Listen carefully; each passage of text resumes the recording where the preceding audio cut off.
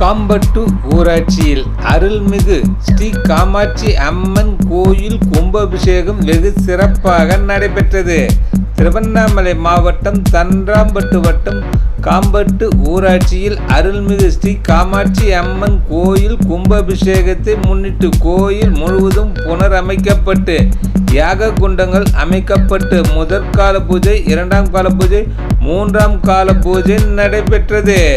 யாக குண்டத்தில் பூஜை, தம்பதி பூஜை, பூர்ணாகதி உள்ளிட்ட சிறப்பு பூஜைகள் நடைபெற்று யாக குண்டத்திலிருந்து கும்ப கலச நீர் மேல தாளத்துடன் ஊர்வலமாக எடுத்து செல்லப்பட்டு கோயில் கோபுர உச்சியில் உள்ள கலசத்தில் புனித நீர் ஊற்றப்பட்டு மகா கும்பாபிஷேகம் நடைபெற்றது.